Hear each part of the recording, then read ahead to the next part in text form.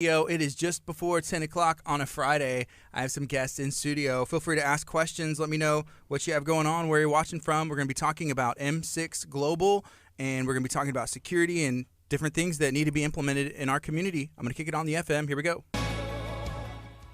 Good morning. This is KHEA Radio. It's Kickstart. My name is Gardy, and I have some guests in studio. I'm going to let them introduce themselves, and then we're going to be talking about a whole lot of fun things. Here we go. We'll let the first timer go. Okay. First. We got a brand new guest in studio. Okay, I guess since you're the veteran, I guess everyone on this show knows your name. Well, I'm Andrew Kallas Jr. I'm an educator. I've been an educator for this is starting my 24th year as being an educator. This is my hometown, and I'm glad to be here. You're from here? I'm from Lamarck, yes. From Lamarck. All right, cool. And then we got another gentleman. Yeah, Mike Matranga, owner of M6 Global, former executive director of security for Texas City ISD, current school board member at large for Texas City, former Secret Service and Department of Interior agent. So we're just here today to talk about some of the things that our company does and some of the services we provide. If somebody hasn't heard of M6 Global and you could, wrap it up, what do y'all do? What do you offer? So what we do is offer a very proactive and comprehensive approach to security in multiple different markets. Primarily, people know me from my time with the Secret Service, but they also know me based upon the work that I've done in the K-12 market. So we didn't want to just limit ourselves to the K-12 market because we know that there's so many other industries that need a proactive security plan. We live in a society that's ever evolving and that is fast-paced and changing. And, one of the things that we see when we go out and speak, Andrew and I just went out last week and spoke at the Texas High School Athletic Directors Association conference in San Marcos, is when we start talking about security from a proactive approach of planning and at the level in which we do it, there's always this look of fear on most of the participants' faces or spectators' faces of, I think the question they ask themselves is, man, I'm not ready. We're not ready. After our presentation last week, we had multiple Texas high school athletic directors come up to us and say, we thought we had a plan, but, looking at the way that you guys do it and how comprehensive it is, we're here to tell you that that's not the case. And so, we, our philosophy is that whether it be K-12 or whether it be industrial or corporate, universities, sporting events, everyone needs a comprehensive plan. I refer to our method as building a house, right? Everybody has to have a foundation, and that foundation has to be the basis of what you're doing. I was talking to a athletic director last night and said, listen, there's never will I say you have to do something exactly the way that it's written, because we know that situations dictate a different response. So there's always the need to have contingencies built into your plan. But having the basis of a plan is what's going to allow you to provide a calmer demeanor during the event of a crisis, knowing that you have already designated areas of where you're going to send law enforcement or medical assets. And so, having the ability to have the plan and then deviate from the plan based on the contingencies that you've built in are super important. So the step to go from people realizing, hey, we're not prepared, maybe a little bit of fear, in your eyes, is to start planning. That's the next step. Right. Okay. Yeah. And I want to ask, how do you two know each other? How do I get hooked up? We've known each other since I think I was 6 and you were 5 or something like that. Really? You're definitely older than me. Yeah. Our dads introduced us. Yeah. When we were kids, and so it's been a situation where I've started my educational journey in 1997, and Mike left and went to the service, and then I did not see or hear from Mike until he came back to Texas City ISD, and the friendship reconnected, and then it was just a situation where there were conversations a couple of years ago, and I was like, hey, as long as I can impact as many students as possible, that's my whole goal, because making sure that everyone can get to school safe, staff, students, anyone, as far as maintenance workers, everyone get to work safe and be able to return home to their families. That's my goal as an educator, and this gives me the opportunity to impact more lives. And when we were having the presentation, when we were doing the presentation, a lot of people were really kind of worked up about the conversation that Mike was trying to have with them. And it was a situation where I had to come in and kind of be the educational translator, because the whole thing about it is that everyone wants to just make sure that they're doing their job, make sure that they're educating the students, and that the district or the school or the campus is successful. And what happens is, when all of this enters their psyche, now they're having to think about something else. Mm-hmm. But all we're telling them is that you don't have to think about it. Talk to us. We'll give you a plan, and all you have to do is follow the script. Now, scripts have edits, and so when those scripts have edits, there has to be a backup plan. And so he talks about last night, we went and we just went to a game, and those were some of the athletic directors who were there, and we were just observing. And they were interested in our feedback, and they realized that last night that they were not prepared at all. Wow. I remember filming for Lamarck at a football game. It was a graduation, actually, and that's one of the first time I met Michael Matranga. There was a drone that was flying around, and it was like, who's flying that drone? What is this? It wasn't cleared, all this stuff. And I think we had spoke to the superintendent at the time and got clearance, but that communication is key. Communication is key, so that way, hey, if something's out of place, what is this, and kind of go from there. Do you remember that, Mike? I do. Yeah, it was at Lamarck. Yeah, it was at Lamarck for the graduation. 2019. 19, I think that's right. Yeah, in May, I guess, for the graduation and stuff. But yeah, I sure do. I remember that. Yeah. We go back. Tiger and Andrew, I call him Tiger. Well, someone did on the comments as well, and I'm interested in where that name comes from as well. But y'all go back, huh? Well, we go back to, for the old school Lamarck people, like myself, my family, his family, Lamarck Tiger football, and that's where we met. Is his father was a coach, my dad was a coach, and we met. He's older than me. I'd like to point that out, though I have more gray.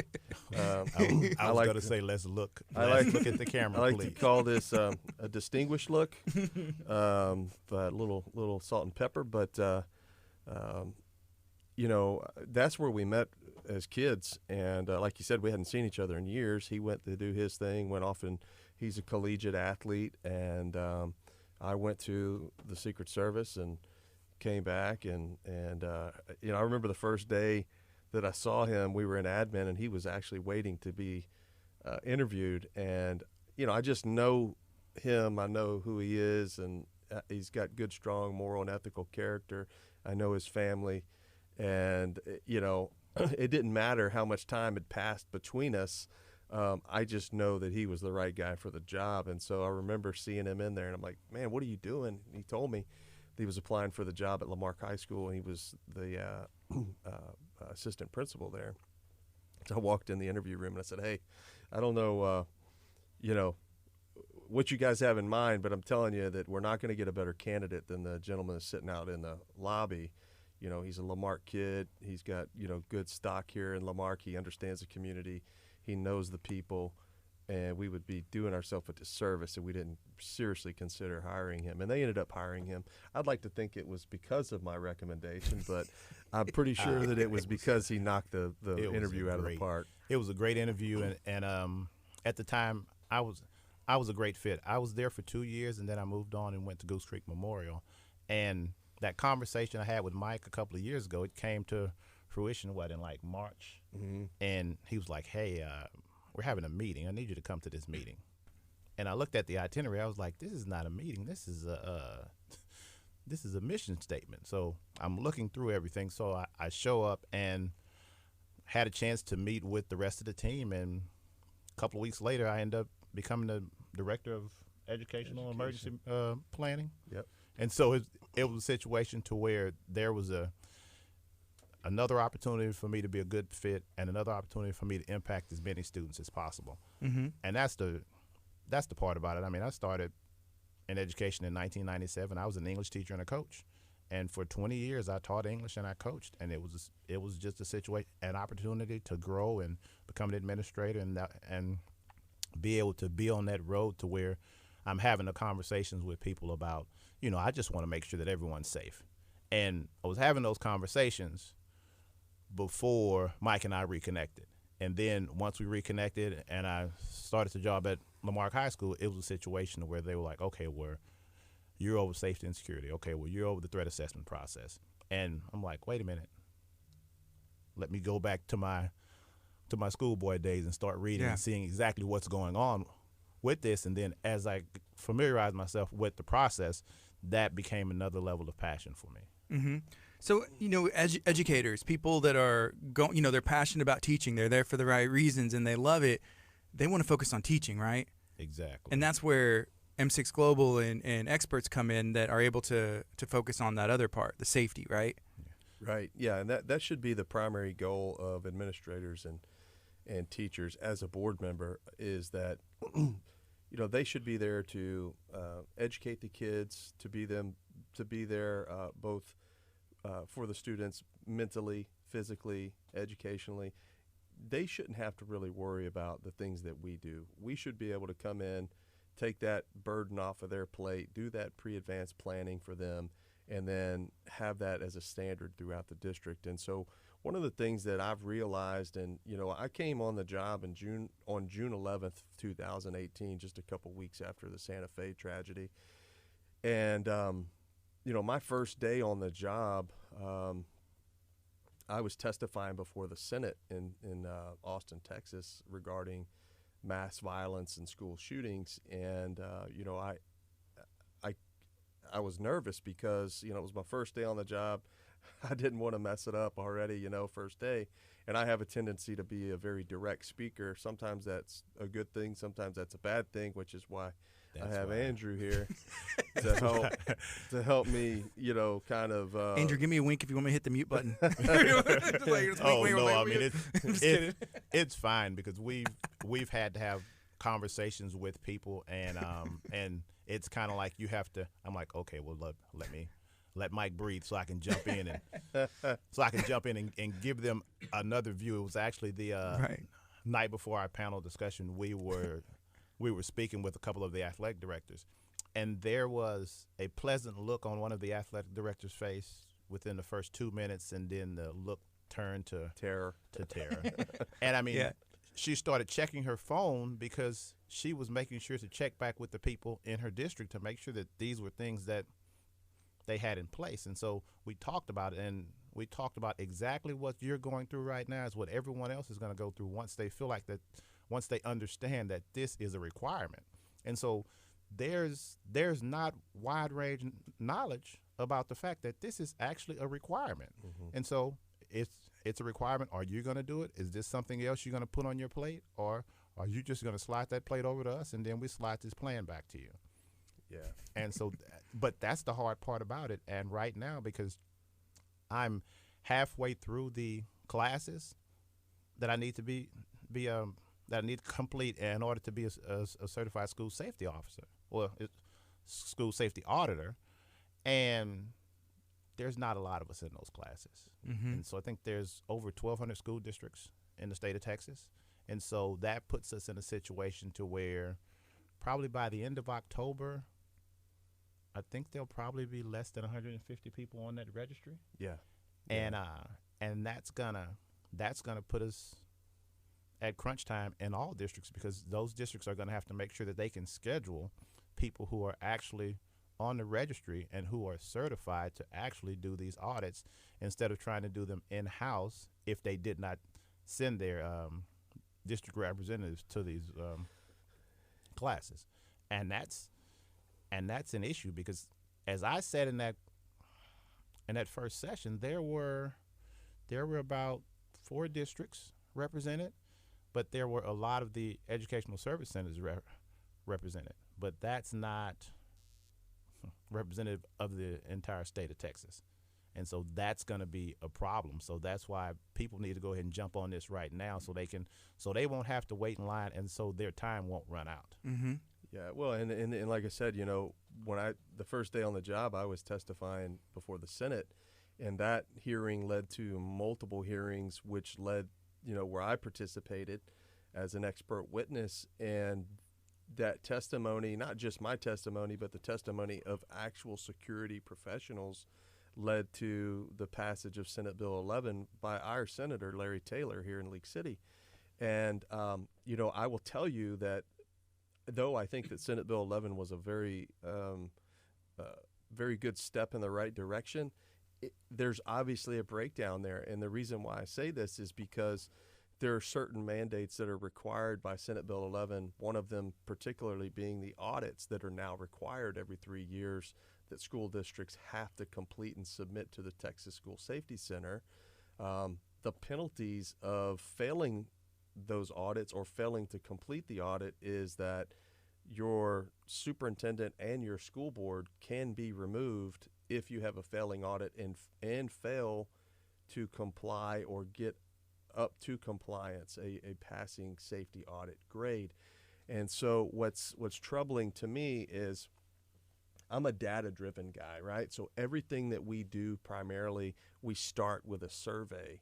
And so when we went and spoke to the Texas High School Athletic Directors Association last week, I was talking to Rusty Dowling, who's the executive director, and I said, Rusty, I would like to start with a survey to these guys just to kind of pick their brain and see where they're at, how comprehensive their plan is, or even if they even know what the requirements are for Senate Bill 11, which would get their superintendent and board removed if they're not compliant. And so he said, I think that's a great idea. And I said, it would create some talking points for us, and it would allow them to see that this is their data. It's not something that I just brought up. This is their data, raw aggregate data from them. And so my point is, in that survey, there were over 70%. There was probably, I think, about 160 athletic directors throughout throughout the state of Texas that were present. There were over 70% that they had heard of Senate Bill 11. They didn't know if they were compliant. They didn't know what the requirements were. And so that's why I say, school administrators, whether they be athletics or whether they be curriculum or superintendent or assistant superintendent, they wear multiple hats, right? Mm-hmm. This is a hat that you don't have to wear, right? You have to have a designated person per Senate Bill 11 to communicate and to carry out the plan in the event of a crisis. But the planning and the comprehensive planning that we do, and then the conducting of the audits, you don't have to wear that hat. We want to wear that hat for you. And so, I see some apprehension from some people. One of the things that the state's doing that I don't necessarily like, but I don't have to like it, it is what it is they allow school districts to conduct their own audits. And I see that being a problem. And I'm not saying that it just leaves a lot of room for dishonesty. Oh, right? yeah. And people just checking boxes. And so I would encourage districts to outsource that. It doesn't have to be us. I would prefer that it be us, but it could be anybody else. Just so that it's a true independent, ethical audit where your integrity is never called into question because one of your own staff members conducted the audit. So that's what I encourage. And I wish that the state would have really thought about that, is not allowing districts to conduct their own audits. It's kind of like the wolf watching the hen house, for lack of better terms. And I've used the reference wolf in the past in one of my testimonies, and people didn't like it because I was referring to students that kill other people and walk into schools and conduct out these acts of violence as, the wolf being in the hen house. Mm-hmm. But that's true. I don't care if you're a student or you're a staff member or if you're a person on the street.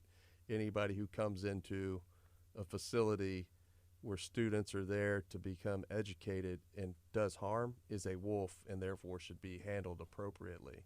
And so, in regards to these audits, my words of advice to districts are let us handle that. Let us take the liability and the responsibility of providing you a solid audit, because when you're not truthful and honest doing your own assessments, you don't really know where you need to fix areas, right? Yeah, well, I'm thinking about me doing my own audit. I'd be like, Artie, he's doing a great job. Yeah, like kind, generous, good looking. Yeah, check, right? Yeah, right. You do your own. Of course, you're not going to necessarily or like, even if it's in good intentions, like, well, I'll get to that. You know, like, yeah, we'll go ahead and check the box. We're working on it, right? Mm-hmm. Now, this is what's going to happen, because based off of how audits have been done in the past, it's been a situation where you're just going in, you're checking the boxes, you're taking a few pictures, and you're making the recommendation. But now, because it's mandated by Senate Bill 11, there are layers to this audit. And what's going to happen is that people are going to start these audits, and then they're going to need help because they have not had the training. They do not have the certification in order to get these things done. These audits take on a whole nother realm, because you're looking at first there was a sheet to where all you're doing is you're going through and you're checking off and you're taking pictures and you're making these recommendations. Well, just having that sheet is not sufficient with the Texas School Safety Center. And so that's the sheet that they give you. That's a guide for that part of it. But then there are other areas that need to be taken care of. And so what you're going to do is you're going to expand the job title of someone else, taking away from their opportunity to make sure that everyone in the district is safe, make sure that everyone is being educated, make sure that instruction is being driven, make sure that there are transportation directors making sure that they can take care of their job. And so what happens is you want to put all of this on someone's plate, and then based off of the finances in education right now, educators are underappreciated, underpaid, and underconsidered. You have to think about that. And I try to hold myself back when I talk about that, because of the situation that there are so many educators who are just, I'm at a church, so I kind of don't want to say catching hell, but they are each and every day. But we have to look at how many people are closing up their books and walking away from education because they don't feel safe. And that is where we come in. A lot of people want to make sure that they are in control of the situation. A teacher just wants to go in there, teach, love her students, establish that connection, build those relationships, and cultivate that relationship throughout the educational process. It's so hard for a student to learn from a teacher that they absolutely hate. And what happens is you add another layer to what the educators have to go through, and someone's going to get the brunt of that frustration that they're trying to hide. And then we get into the whole aspect of, we're adding these things, we're putting this on their mind. We have to think about the mental health aspect of the people who are educating our students. And all of those things come into play, but all you have to do is make sure that when you are dealing with your students, when you're dealing with your community and all your stakeholders, you have got to be in a situation to where you are capable and qualified to deal with them, and not have to worry about something that you don't have much knowledge about. Yeah, that you shouldn't have to worry about. So when it comes to Senate Bill 11, when was that implemented? Because you said every 3 years it's requiring an audit. When did that start? In 2020. Okay, so it's brand new. So a lot of people, they probably don't even know, what it says. There are still a lot of administrators who, as an administrator, you were supposed to have a couple of the NIMS classes taken in order to put you in a situation where you have a general knowledge of incident command. And so there are a lot of administrators who have yet to take these courses. They are free courses given to you by FEMA, but they are mandated. And I would be interested to really see if we did an assessment of the districts in Galveston County. I would be real interested to see how many of the administrators have the NIMS 100, and I think it's 700? 100, 200, 700. Yeah, I bet I would be willing to say that's less than 40%. You know, you know, self-reporting. I think that there's, you know, I left TCISD in June, and because I got elected, and I know that there was, you know, administrators that had not taken the NIMS course, and so these are the things that would cause you to get a you know, a negative mark on your audit, and it has to be reported to the state. And so, you know, our goal is to come in, identify these areas, tell you where you're lacking, and then you know, correct those things with recommendations that we would have. Because it has to be done, because failing to act and correct these things, like I said, has punitive consequences, and that's removing your superintendent and your school board. So the way that it works, Senate Bill 11, is that if you're non-compliant the first time, you have to hold a public hearing, and you have to explain to the public why you are not meeting the safety standard. And then the state gives you X amount of time to correct these issues and become compliant. And then if you don't, then the next step is removal of superintendent and school board.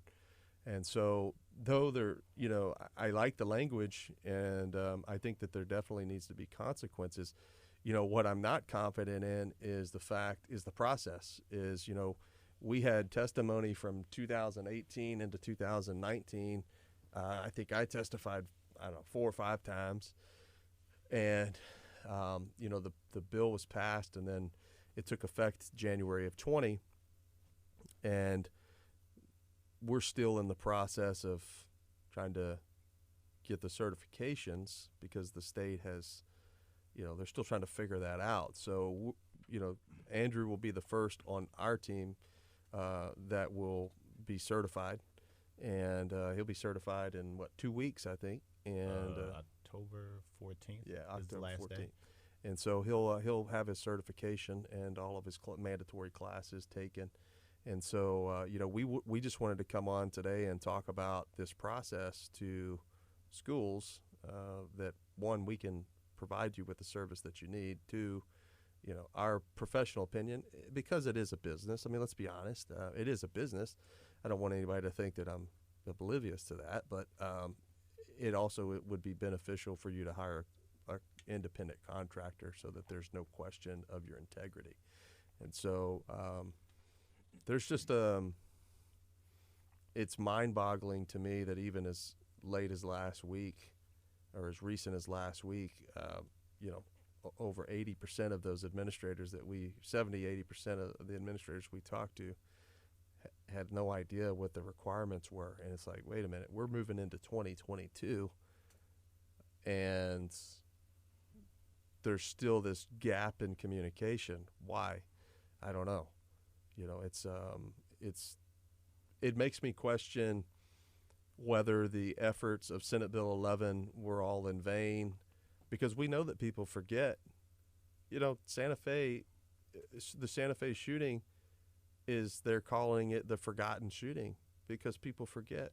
You know, even administrators and educators, you know, everybody gets super excited and wants to do something about security, but then, you know, when it comes down to it and it starts becoming somewhat intrusive, and it doesn't have to be, then they have a problem. They freak out about it. And but as an administrator, you really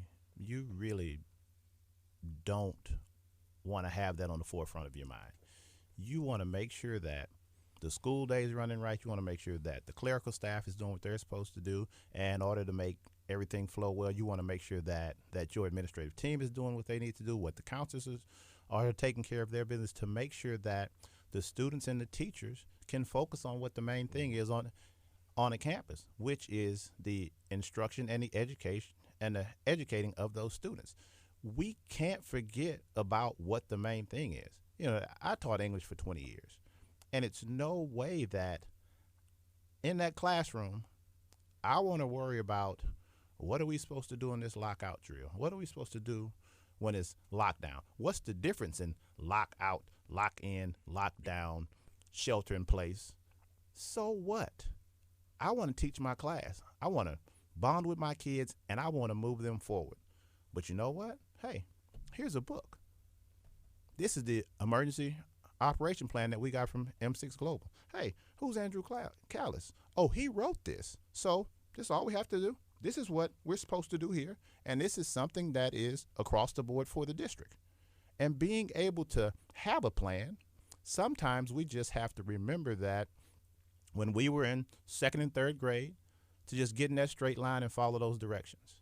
And so in times of crisis, you don't want to have to think. You want to have something that you can just pull from and just go.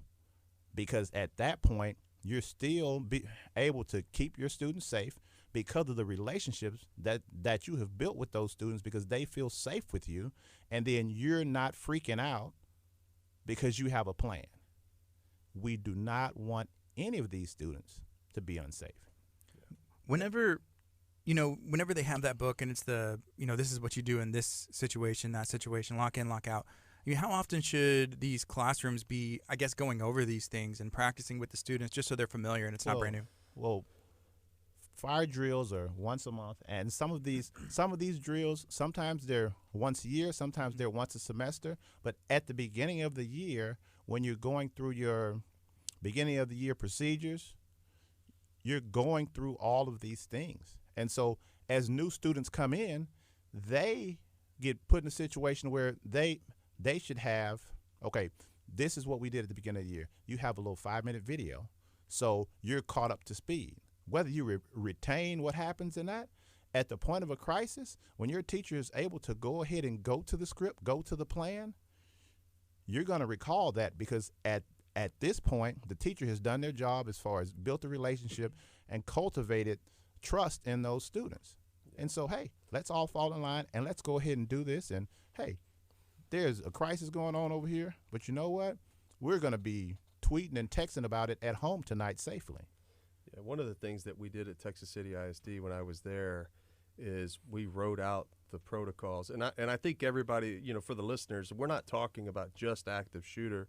I think there's this misconception that we're talking about preparing just for an active shooter. That's one piece of it, right? You're more likely in Texas City to have an industrial accident rather than an active shooter or a weather-related incident than an active shooter. But that doesn't mean that we, don't prepare for those things, right? We primarily prepare for those things and then have a plan for active shooter. But what we did at Texas City was we ended up writing the protocols for multiple different issues, right? And so, like bomb threat protocol, what's your bomb threat protocol? What's your protocols for a child that has an allergic reaction, a child that has a heat stroke, a heat-related incident, weather-related, active shooter, all these things. And we wrote all those things in what we call flip books or flip cards. And we ordered one for every single room in the District of Texas City, and those are put underneath each light switch in every single classroom. Now, the follow-up was that we instructed our staff to just 5 minutes a day, flip through it. 5 minutes, just prepare. Not realistic. It's not realistic, and I hate to stop you. Not gonna look at that until I need it. Because what happens in the mind of an educator at the beginning of the year, we're going to go over all of this stuff. So when we need it during that fire drill or doing that lockout or lock in, if there's something going on in the area and we have to close up shop, I'm going to look at it then. Because what happens is we have to be realistic about the time that an educator is going to spend on doing something outside of educating the students. And that puts us in a situation where, okay, this is what we're asking, this is what we're expecting. Just like Senate Bill 11 is asking and expecting these districts to perform these services, to do these audits themselves, and actually be able to do it in a successful way. Right. Well, see, and I agree with them. It's not realistic, because these individuals have never had to suffer through a chaotic situation. But I promise you, if you talk to some of those teachers in Santa Fe or Sandy Hook or where any of these other tragedies happened, they will have wished that they looked at it. Even if it was just reading one flip card a day, which is a different scenario, just one a day, every day, that 1-2 minutes. And, I understand that it's not realistic, but it's reality. Okay, there's a difference in realistic and in actual reality. And so many people think, hey, it's not going to be me. It's not going to happen here. If something is getting ready to go down here, I'm going to know. I'm going to feel it. Yeah, the majority you can't feel that. of times in a chaotic situation, what separates your survival rate versus your death rate is a mindset.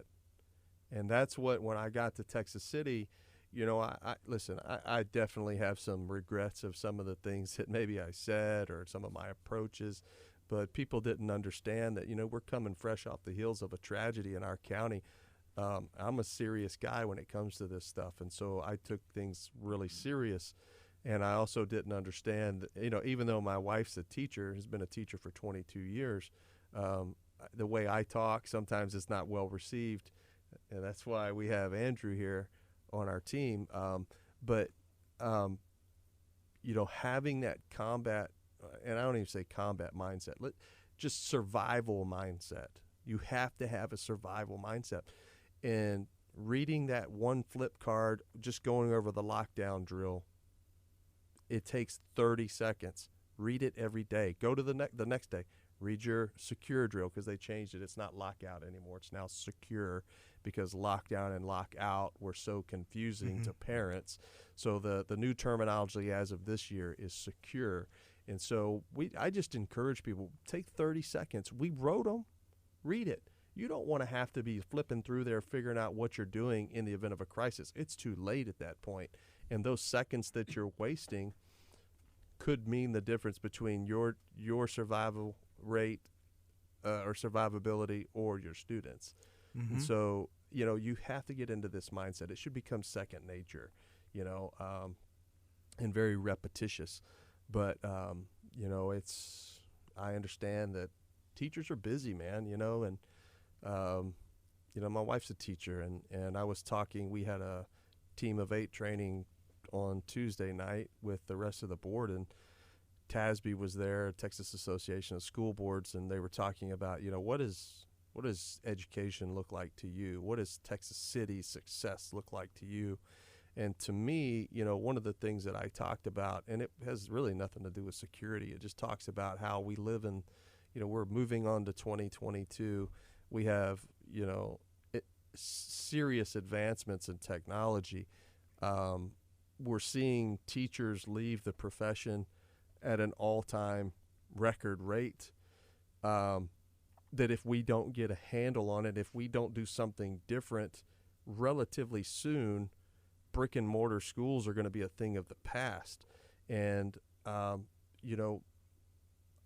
ran for multiple reasons, but primarily to be an advocate for teachers, because as a former administrator, I used to hear the complaints of them not, and this is not just Texas City. Let me paraphrase that. This is not just Texas City, but I think it's just a problem systemically throughout the nation, is they don't feel supported because, the state's putting more regulations on them.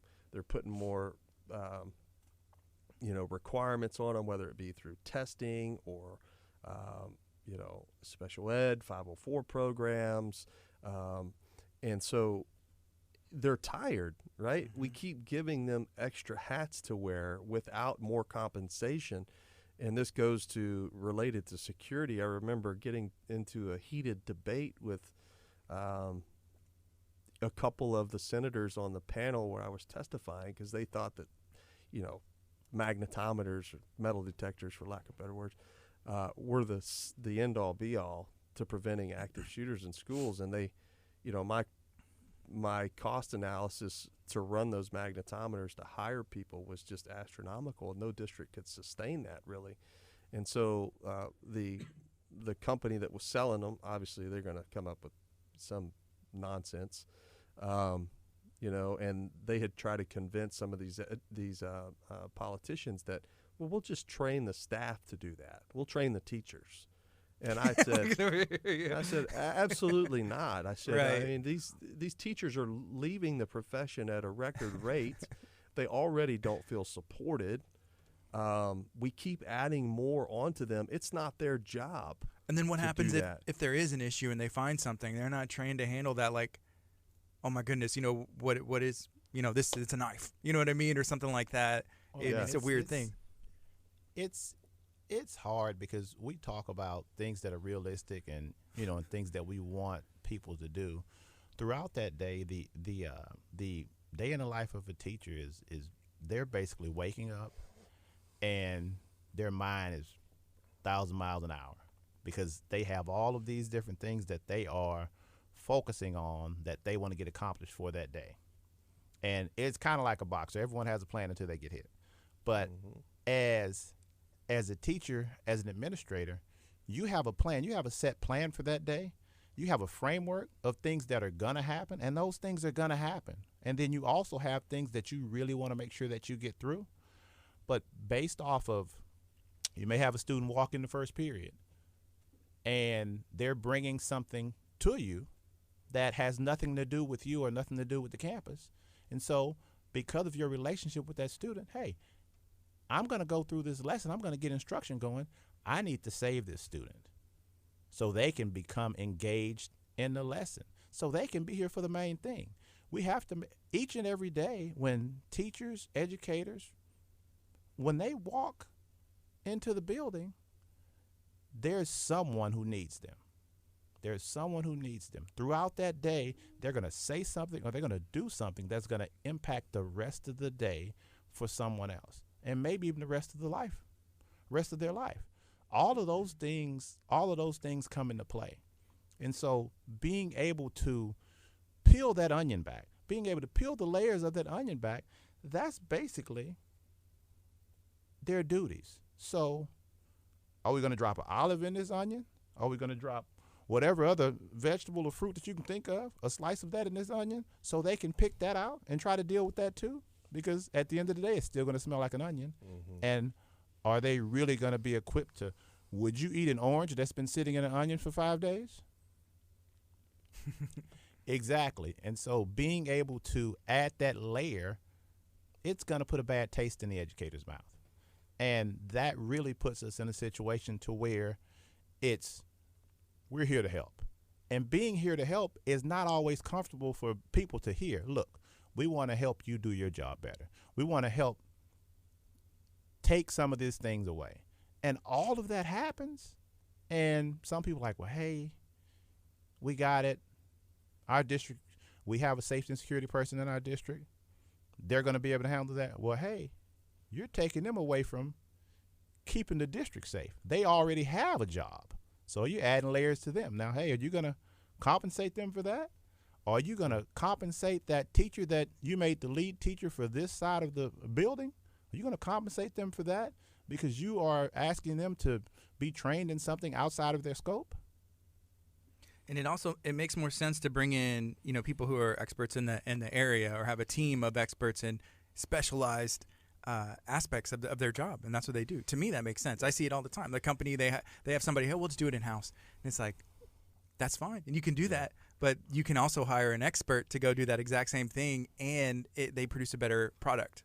I've been saying that for a while, and, I'll be the first one to admit that sometimes my delivery, or when I've said these things, that my delivery may have not been the way that people wanted to hear it without hurting their feelings or feeling like I was questioning them or their achievements. Listen, anybody who's got a doctorate, it deserves a pat on the back and a handshake and a clap. I certainly respect that, but I've always said this, and I've talked to Liz Rogers, who's the owner of 5 and 2 Marketing that does all of my marketing for M6 Global, and I've talked to her about one of the things that I want to do for M6 Global in regards to school security and audits is I want to depict a group of people sitting around in a circle. And, in the educational realm of, you've got, your 504 and special education specialist, you've got your curriculum specialist, you've got your maintenance and operations, you've got, your assistant superintendent of student services. You've got all of these people that have these, specialized skills. And then when you come to the security chair, you have, whether it be a superintendent or whether it be a chief of police, and let me clarify that here in a minute, in that particular chair, you have someone who may or may not be qualified. And so my message to Liz is I want to portray that because that is reality. That's 100% reality. And, you go to multiple districts, Texas City's different. There's a couple other districts that are different, like, Clear Creek, they have a designated security person. But what are those people's qualifications? Are they truly an expert in what they do? And so let me go back to what I say about a police chief being in that chair. Police are absolutely essential in our schools. This movement to defund police and pull SROs out of schools is 100% dangerous, and I don't support that at all. The way that I look at it is that our SROs are there to be our sheepdogs for our sheep, which is our staff and our students, right? We live in a society now where police have become demonized. And in some cases, that particular officer should be, right? George Floyd, perfect example. Those officers absolutely deserve everything that they get. But I look at SROs in schools in a different light, okay?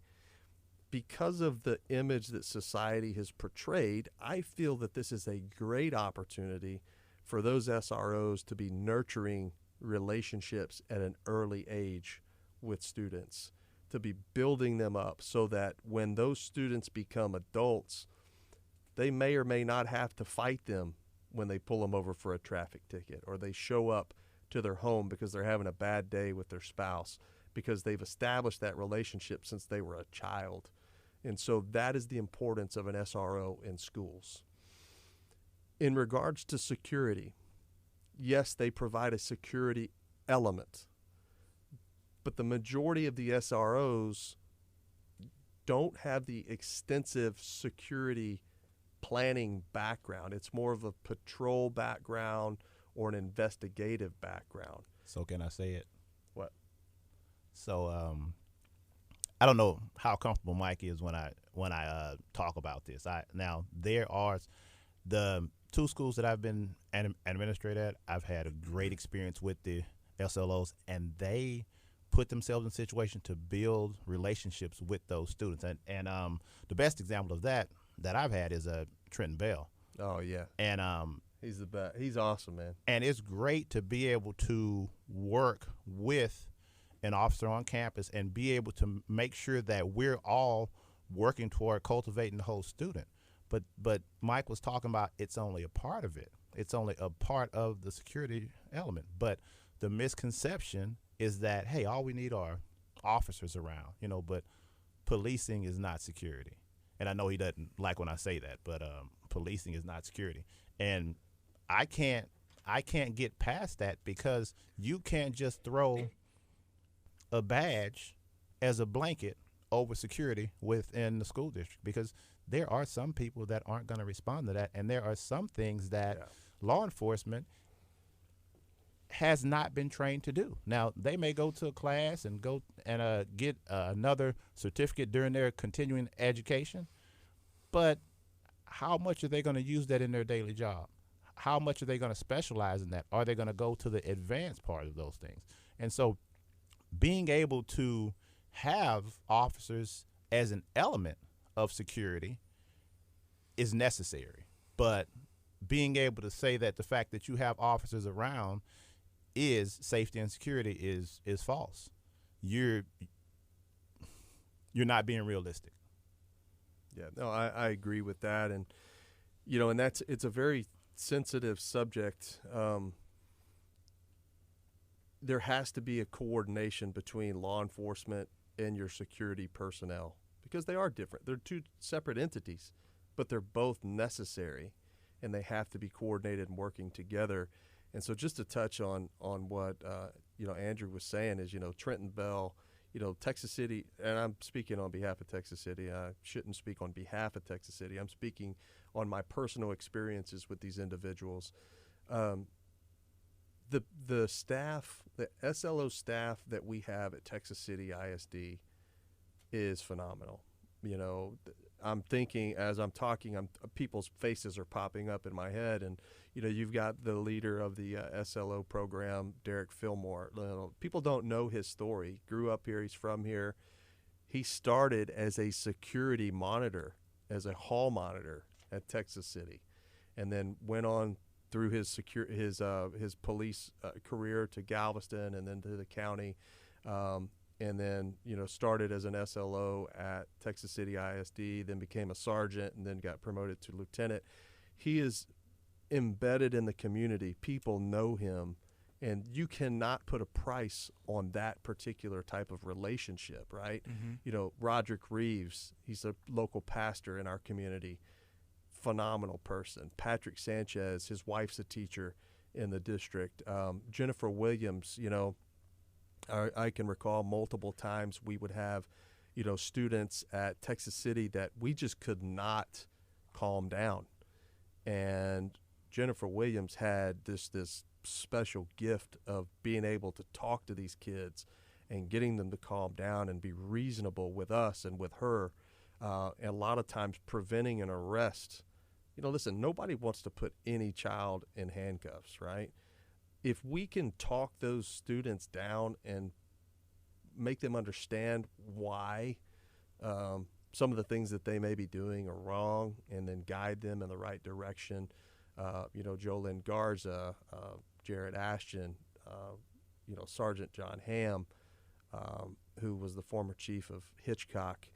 They all have this, Sippy Ruiz, I've got all these guys that are just, people know them in the community. And I think that is so important that they are embedded. They know the community. Their kids play with our kids. Their job, we really want them to just be fostering and building these relationships with the students, and then with the parents, and then the community. So that is an invaluable tool. Texas City is super blessed to have the officers that they have through the Galveston County Sheriff's Department. And so, but just like that, the teachers also should not be focused on security protocols. They should be focused on nurturing their students. But I also know that if what I see, and this is just my personal observation, some may disagree, but we have not just Texas City, but we have a lot of teachers throughout the country that are really struggling, with their own issues, mental health or anxiety, mm-hmm. stress, all these things. And what I know, it doesn't take a rocket scientist to figure this out, is that sometimes hurt people, or for lack of better term, maybe they don't hurt people, but they just don't do anything to help. Right. And so I have said all along that it is our job to provide resources for our kids and to give them everything that they need to succeed. And sometimes that's more than just an education. It's maybe just a hug or a handshake or a word of encouragement. But we can't do that if we're not nurturing our staff. Right. You've got to have a staff that feels supported. And once you do that, my father told me a long time ago, if you ever have staff that work for you, if you take care of them, they're going to take care of you. And I've always tried to do that. I think that there's some people who maybe disagree with me, and that's okay. Maybe it's their inability to see the things that I've done for them. And sometimes people don't like tough love. But, I think that if we get to a point in this community and throughout this country of taking care of teachers and making sure that their needs are met, that their voices are heard, that when they speak out, they're not, retaliated against in any way, and we build a strong base with a family in mind, I think that we've got nothing but, room to grow and super excel, right? Mm-hmm. So, Earlier you were talking about the procedures and even 30 seconds, 5 minutes, or, what's mm-hmm. realistic and what's not. Are those procedures available to parents, and should they be? So maybe the parents can stress that, or at least know, like, what's the difference between the, secure, lockdown, lockout, or whatever it is? Yeah, I mean, most districts are moving to the I Love You Guys Foundation, the standard response protocol, and that's lockdown, secure now instead of lockout. So lockdown, secure, hold in place. See, I used to go lockdown, lockout, shelter in place, hold, and evacuate, but now that they threw secure in, it screws me up. So it's lockdown, shelter in place, hold, evacuate, and secure. And so those are all readily available to parents. But when it comes to the actual security plan, like the things that we would do, come into your school, look at the infrastructure, look at available space, identify where your triage areas are, where your emergency landing zones are, where your entry and exit points are, your roof access, all these things that we would come in and pre-plan for you. That stuff should not be readily available to anybody outside of that trusted group of people. Even teachers should not know where some of these locations are, just for the sake of what we call OPSEC, which is operational security.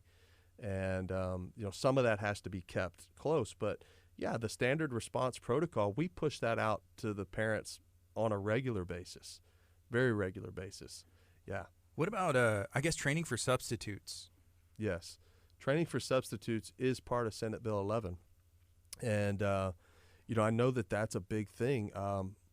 Unfortunately, one of the victims of Santa Fe was a substitute teacher, which led to actually several of the victims were substitute teachers. One of them, God rest her soul, passed away, and then the other one was Flo Rice. And I actually met with Flo and her husband multiple times, and we have a pretty open dialogue. I actually had her come and speak to our substitutes, because for a long time before I got there, the substitutes were feeling like they were, second-class citizens to what we call FTEs, the full-time employees. And even prior to Senate Bill 11, I made some changes to make sure that they felt like they were equally as important as everyone else. And so we had they use a different program now, Navigate 360, but we used Share 911, which was a mass notification system, which I love. They're a great company out of New Jersey, and the systems and the thought behind the software is very well done. It's the owner is a former medical first responder, firefighter, and veteran paramedic, and so you can see that in the build of the application, which it flows and makes sense. And so, we use Share 911. Well, some of the substitutes came to me and said, hey, we don't have access to the Share 911 system to put a school into any of the SRP statuses. We feel like we should have the same access. And I remember going to some people and they were like, oh, absolutely, we're not doing that. I'm like, well, why not? Are they not here for an extended period of time on our campus? Can they not be the first person to see a student with a weapon or a student in need or a medical emergency? And then when you put it like that, they're like, oh, yeah, I guess you're kind of right. And then some of these substitutes fill in the gaps for us. They're right. Sometimes they do get treated like they're second-class citizens. And that's not okay, because without our substitutes, we couldn't conduct business so oftentimes on a regular basis. For example, COVID last year. You know how many substitutes we used? I'm sure, yeah. You know, we utilized. It's you have to have them. They're an imperative part of the plan. And so, you know, when I first got there were a lot of them. They didn't allow them to have a key to the door in order to lock it, to secure it. They had to ask someone else. And I said, no, we're not doing that. And so we went to access control systems on every classroom door where we could lock down a single door, an entire campus or the entire district with the push of a button by using your badge, right? Access badge. And so I gave them full rights to open any door so that they could seek refuge. And I think that they appreciated that. There's probably some work that still needs to be done, but that's actually a mandate now in Senate Bill 11, is that they have to have the same access as FTEs. So I'm happy that that's one of the things in Senate Bill 11. You got something? I think that we don't want to send a message that, okay, your school's in danger, you got to have these safety protocols, because there are good days. And so we want to focus on campuses, districts across the state and even across the country being able to focus on those good days. Have those good days more and more. Just make the entire, if you could have 180 days of good days, you know, that school or that district would be a case study, because it's impossible. Yeah. And so let's talk about that day that is in November, that everything's been going great for about 5 weeks. Oh, we're relaxing. And then a crisis breaks out. Okay, I know what to do. But you know what? That next day in November is another good day. It's another good day because you knew what to do. And you didn't have to worry about getting away from the main thing. That relationship piece he talked about with the SLOs and the students, that drives instruction even more. That student is in the hall just not necessarily wanting to be in class. That relationship with that SLO, oh, okay, well, there they go. Let me go ahead and go back. It's that acknowledgement and that dialogue between them puts that student in a situation that maybe that student is going to think about the main thing as well, why they're really there. And so those good days, you know, I want to make sure that we talk about those good days, because I tell you what, those good days are what bring that teacher back that was like, you know what, I don't know if I'm going to do this anymore. You know, or it'll be Monday and they'll talk about, you know, I'm going to be sick Thursday. I feel it coming on, yeah. I feel like I'm going to be sick next week already. You're laughing, but it is I'm sure it is. That's a realistic conversation that's been had.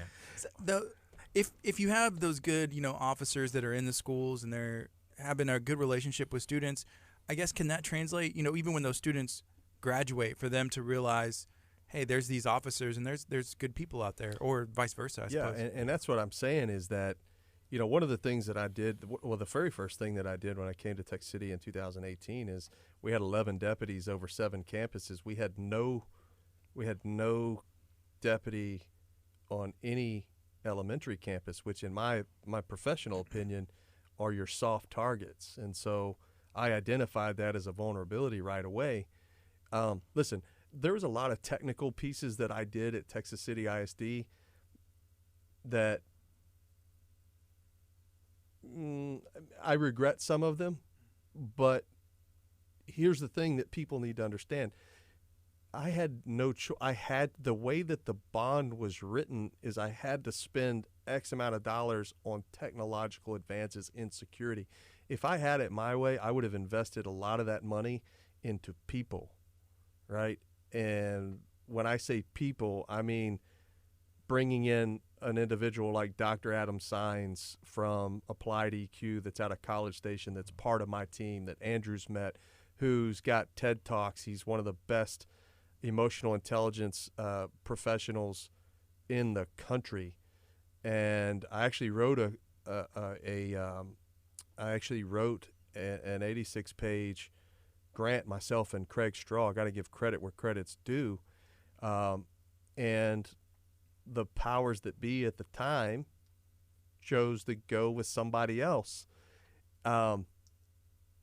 We are living in a society where we absolutely have to start teaching our children and our adults on how to identify their own triggers, right?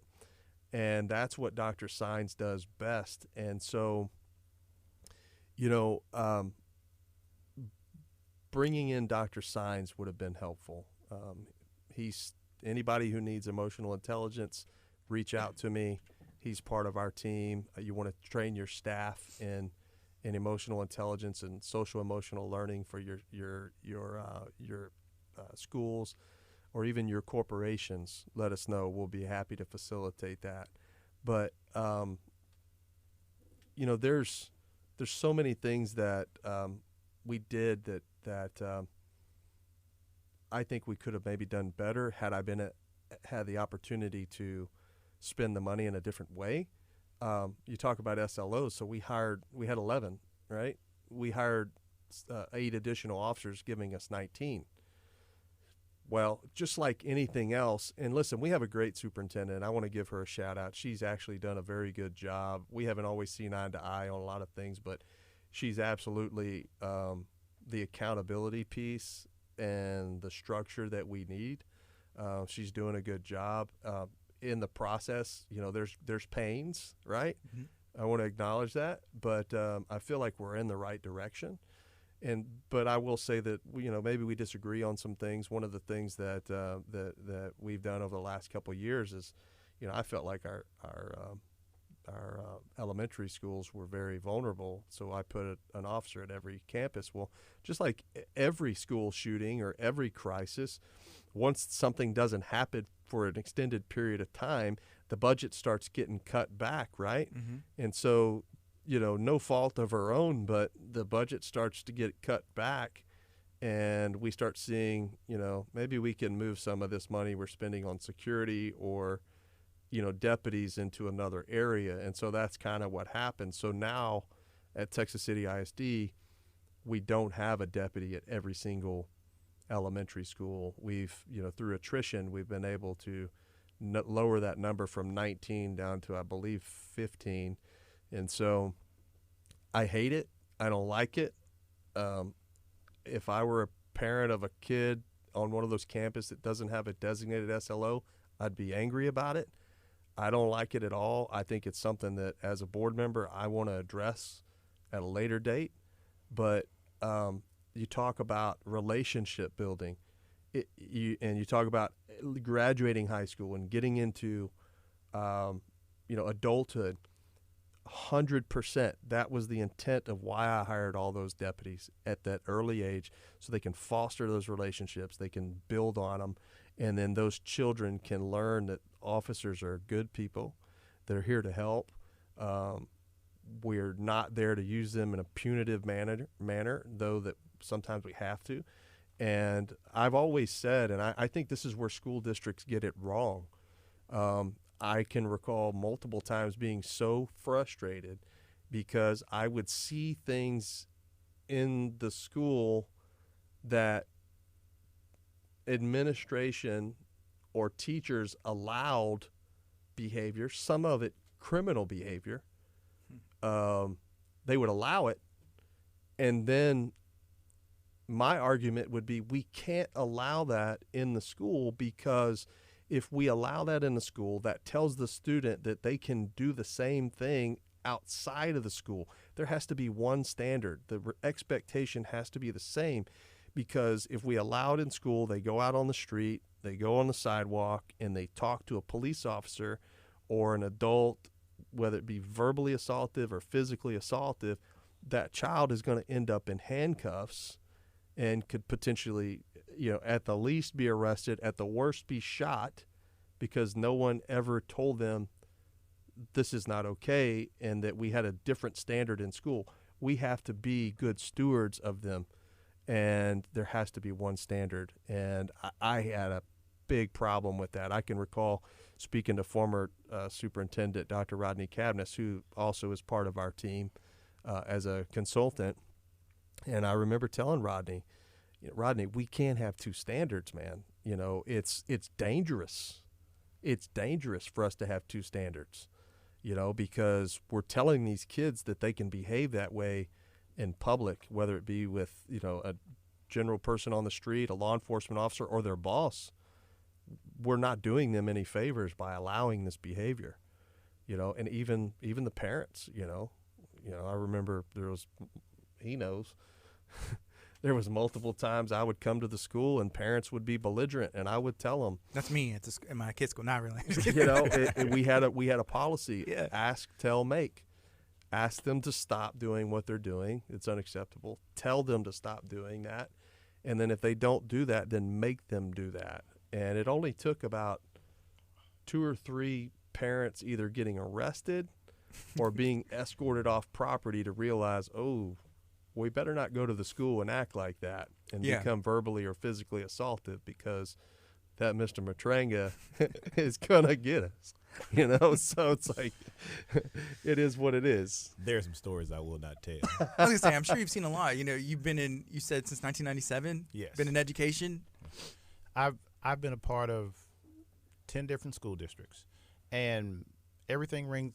There's a couple of things that just kind of ring the same. It's about teacher morale is directly linked toward them being able to do their job and being able to make sure that that they're doing their job, and that sometimes they just want to be appreciated. Mm-hmm. And I think that we try to get away from that now.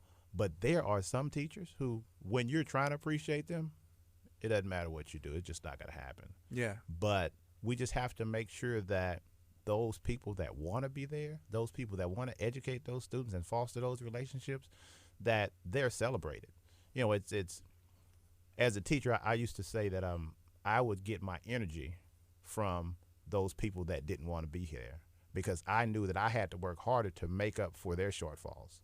And we want to make sure to put people in a situation where they are able to be the best version of themselves.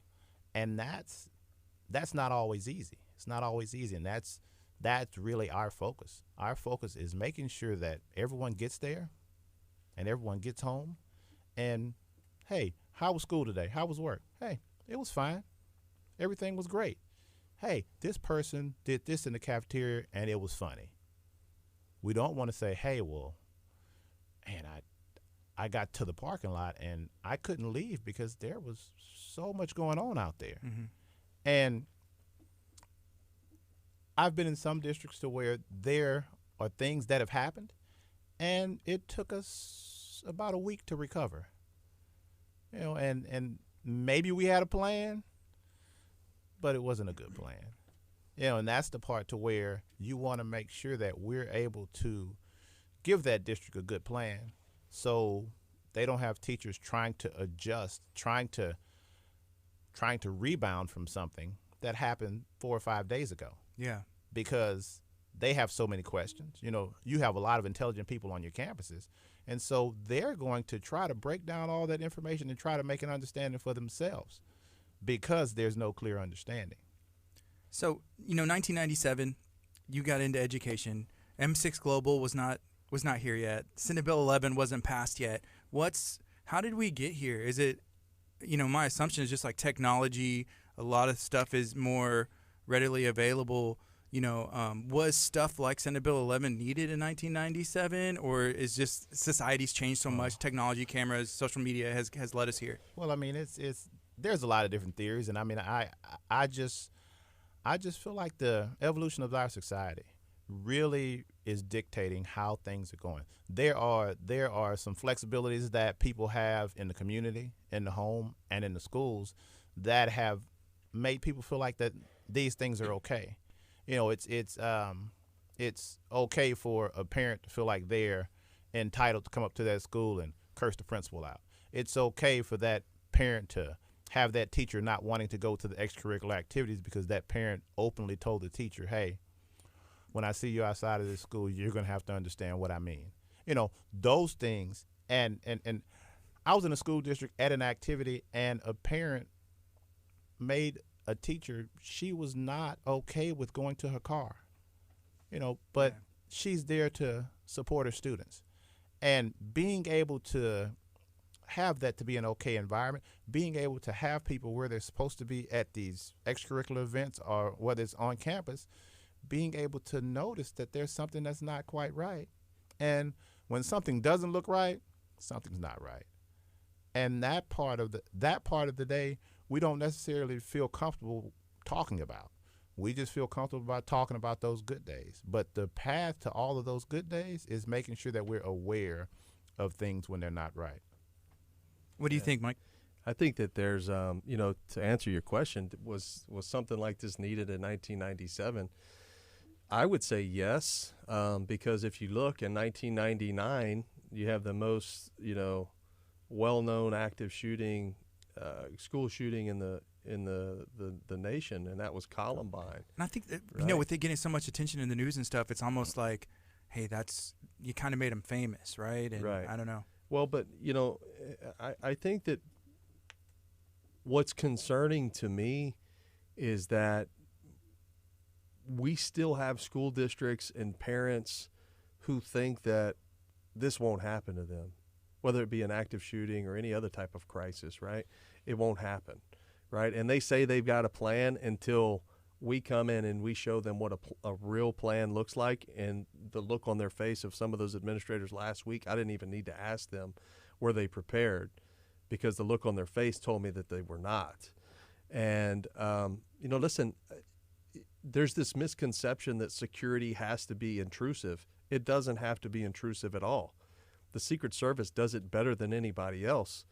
You don't see the majority of the assets that the Secret Service brings with them to a presidential site because it's designed to be that way.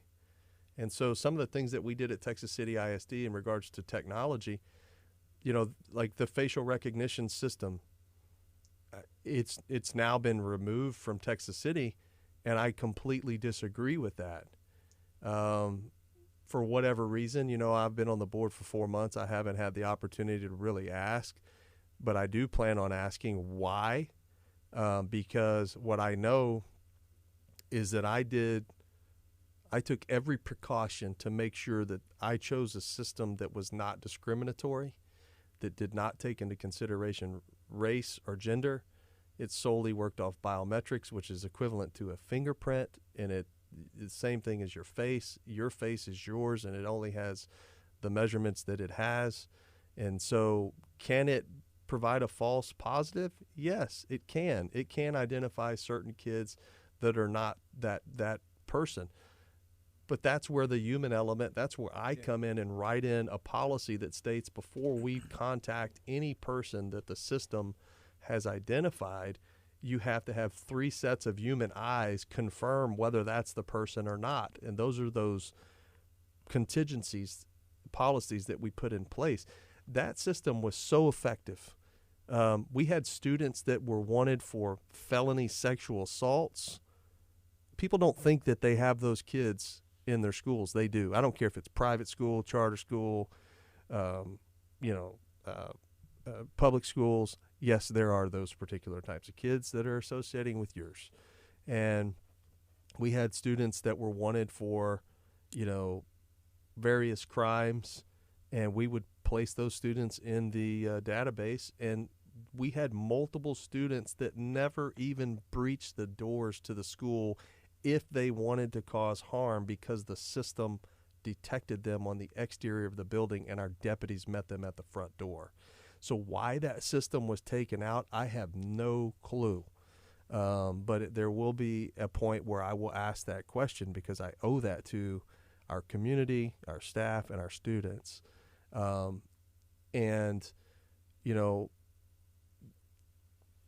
really think that, and I've said this all along, the technological advances that we have today that make school security or even security in general, whether it be a corporation or whether it be an industrial, it's incredible. I mean, there are so many things that make people's lives so much easier from a proactive standpoint by using the technology.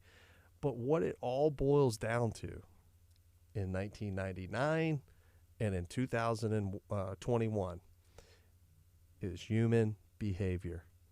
That's what it boils down to. What are we doing to provide resources for the students or staff or community that want to harm other people? The signs, the symptoms are always there.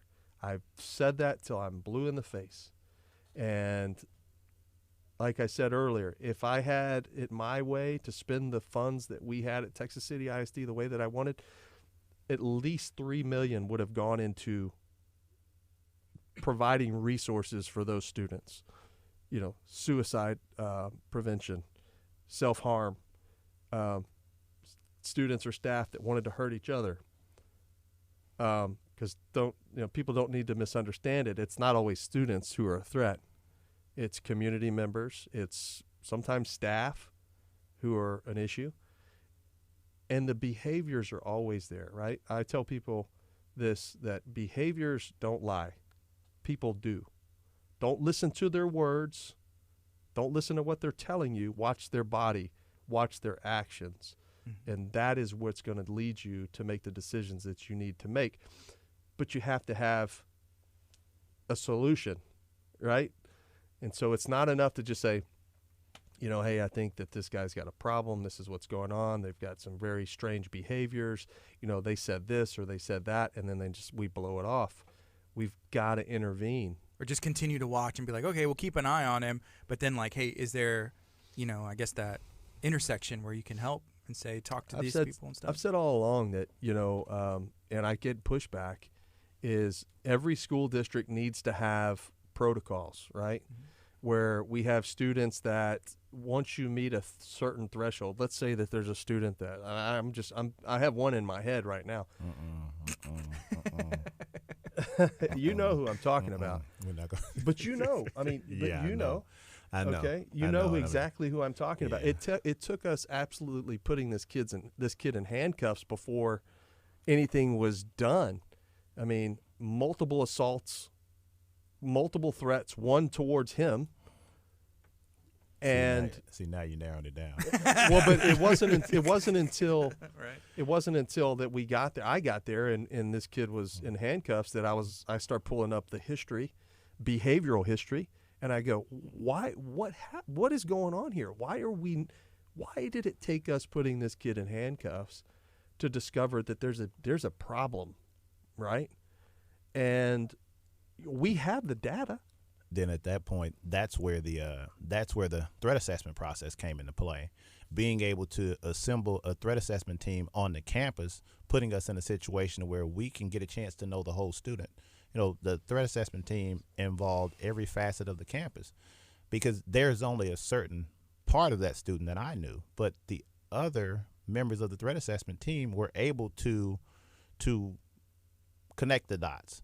And being able to have those conversations with a team and being able to talk to that team and then implement some processes and making sure that we can put that student on the road to success. Now, there are some students that do need alternative placement based off of their behaviors or what they may do based off of what they've done in the past. We have to make sure that we're able to know the whole student. Mm-hmm. And so many times we only know part of that student, and being able to have that threat assessment team with the right members, you're putting yourself in a situation to maybe turn that student and put that student on the road to success.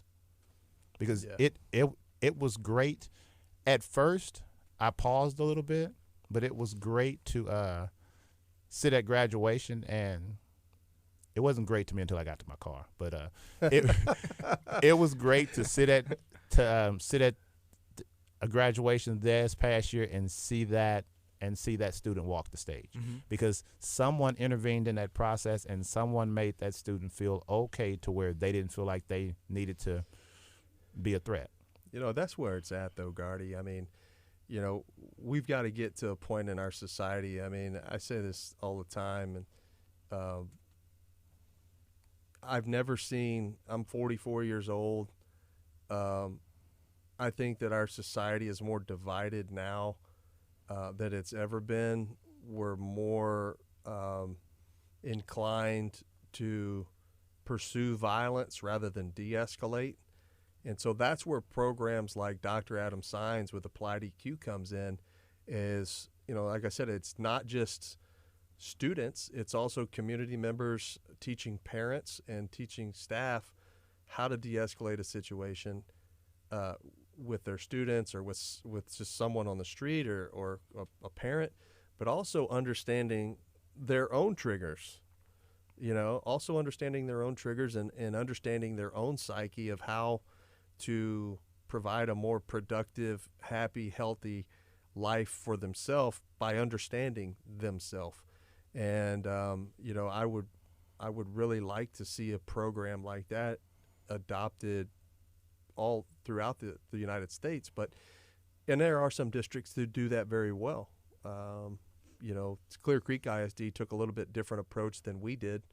They hired a lot more counselors. One of the things that I've been saying since day one, even on the Senate hearings, was that, our school counselors are academic counselors, and there's not enough of them that are trained to handle mental health behaviors. Mm-hmm. And we need to have our school counselors doing just that, right? We need to retitle our academic counselors to academic counselors, because that's primarily what they are, and I don't feel like they're supported and they have the resources that they need to handle some of 2021's problems. And so, one of the things that I talked about at our Team of 8 training the other day was my vision for TCISD and Lamarck is that we're different than other schools. We have to be, our society is an electronic and digital society. And because of that, I truly feel like, and I'm no doctor, so no one please get the, people don't get this wrong, but I have read studies, so I guess that makes me an expert, right? I mean, according to some security professionals, reading a study makes them an expert, right? Or sitting through an 8-hour PowerPoint. But so I guess I'm an expert. But have been plenty of studies that say that the digital age has caused a lot of these increases in behaviors in students that we're seeing. And I said the other night that I just feel like we're outdated, that we're 20 years behind where we need to be. The traditional 8-hour block schedule in high schools is outdated. I feel like our scheduling needs to be more inclined or more, not inclined, more aligned with like a college schedule, that there's got to be more flexibility. A lot of these kids can't sit still in a classroom because their brains are so stimulated from digital, material Mm-hmm. that they just can't help themselves.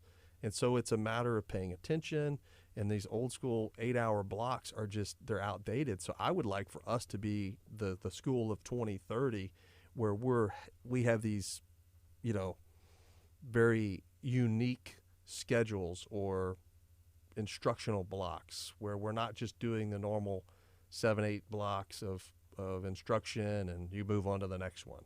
Yeah. And a lot of these kids are ready for it. You'll see them go to collegiate, high school and go to COM and thrive and finish and knock it out. My daughter's one of them. Mm-hmm. The girl's never been able to sit still in her life, and she talks a lot. She's smart, and she's super smart.